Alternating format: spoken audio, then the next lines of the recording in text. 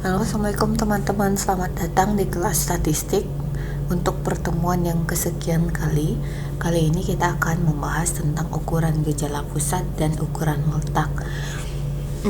Untuk bahasan ini dibagi dua pertemuan ya. Mungkin sekarang kita akan bahas dulu tentang apa sih sebenarnya, kenapa sih kita harus membahas tentang ukuran gejala pusat dan ukuran letak.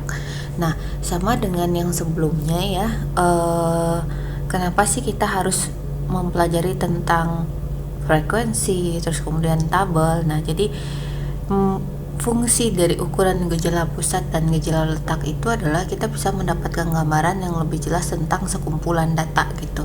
Misalnya di sini nanti kita akan belajar tentang modus, median, mean ya. Nah, mungkin teman-teman sebenarnya ini adalah pelajaran yang pernah dipelajari selama SMA. Oke. Nah, bagaimana sih rata-rata itu kan disebut dengan mean ya.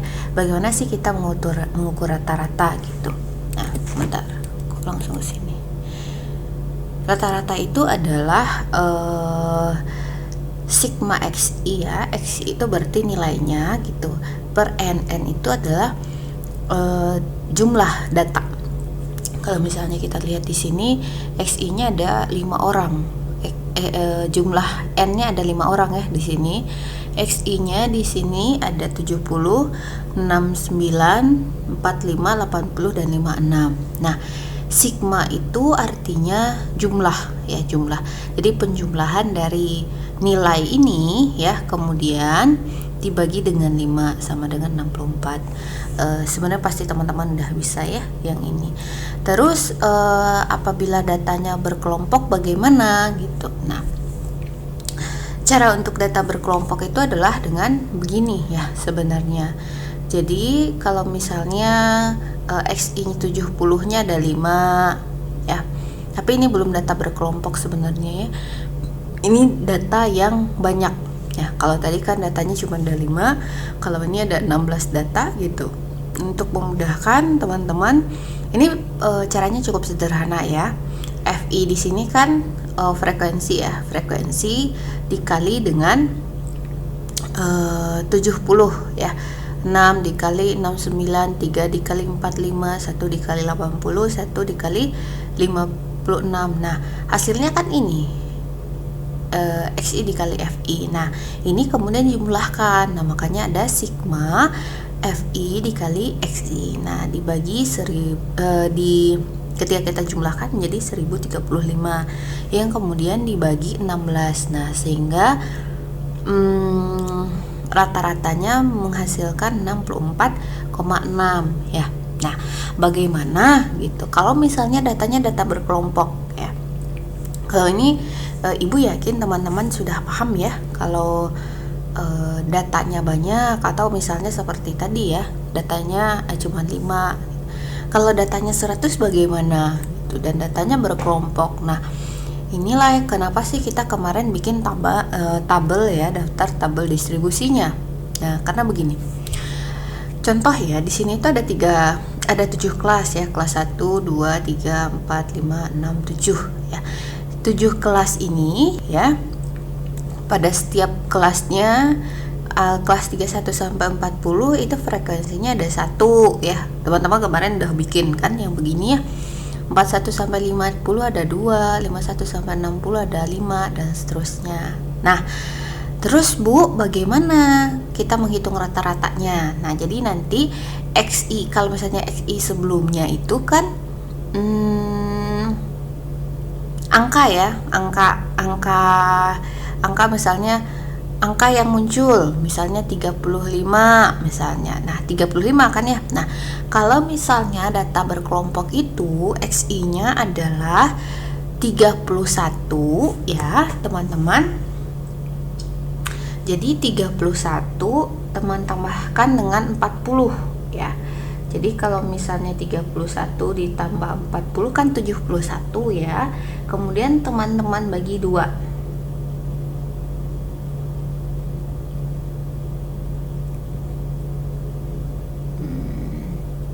Nah, berapa hasilnya coba? Saya coba dulu.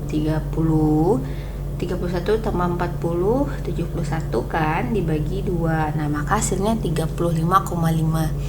Demikian 41 ditambah dengan 50 dibagi 2 hasilnya 45,5. Nah, sehingga yang teman-teman kalikan di sini adalah XI ini ya dikali dengan FI ini.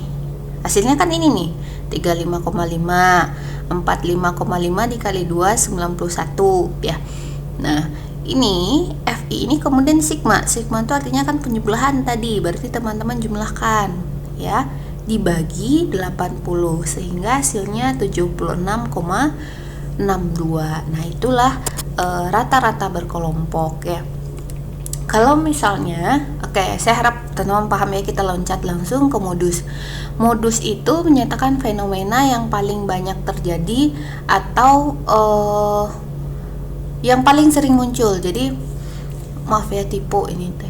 Jadi angka apa yang paling sering muncul? Nah, itu disebut dengan modus. Nah, ini kan sederhana sebenarnya kalau modus itu. Ini ada contoh soal yang bisa teman-teman lihat. Ini ada 12, 34, 14, 34, 28, 34, 34, 28, 14. Dari sini aja tanpa kita bikin tabel gitu ya, kita udah melihat 34 yang paling banyak, maka modusnya adalah 34. Nah, kalau misalnya datanya berkelompok bagaimana? Nah, ini ada beberapa ya yang harus teman perhatikan dalam dalam rumusnya. Jadi modus itu kan diwakili dengan MO ya. Nanti rumusnya adalah B ditambah P kurung B1 per B1 ditambah B2. Jadi batas B itu adalah batas bawah kelas modul ya. Misalnya kelas modus ya. Ini ada modal dan modus. Jadi sebenarnya modal itu adalah modus. Jadi batas bawah kelas modus itu ialah kelas interval dengan frekuensi terbanyak. Misalnya di kelas 70 sampai di kelas 69 sampai 70 itu adalah modusnya ya. Nah, sedangkan kita butuh nyari angka nih gitu. Nah, modusnya itu ada sekitar 35 frekuensi. Berarti itu yang harus diambil. Nah, kelas bawah itu apa? Tadi kan 69 ya, 69. Sebelum 69 itu data sebelumnya kelas sebelumnya itu kan biasanya 59 sampai 60 begitu. Nah, batas bawahnya apa dong Bu? Kalau misalnya seperti itu, batas bawahnya 60. Kalau di sini teman-teman bisa lihat ya. Nah, inilah yang lebih jelasnya. Nah, ini 61 dan 70 misalnya ya.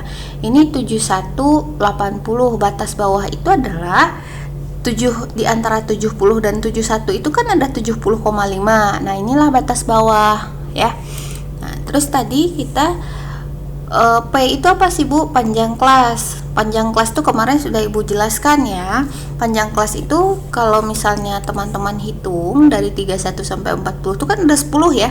1, 2, 3, 4, 5, 6, 7, 8, 9, 10. Nah, itu panjang kelas ya. Terus kemudian frekuensi B1, frekuensi kelas modus dikurangi frekuensi kelas interval dengan tanda kelas yang lebih kecil dari sebelum tanda kelas modus. Kalau misalnya tadi di sini ya, ini kelas modusnya ya, 71 sampai 80 ini yang menjadi kelas modusnya. Nah, berarti B1-nya yang mana? B1-nya adalah ini, 61 dikurang 61 sampai 70. Nah, si frekuensinya ini, si FI-nya ini dikurangi 25 kurang 15 berarti 10 ya.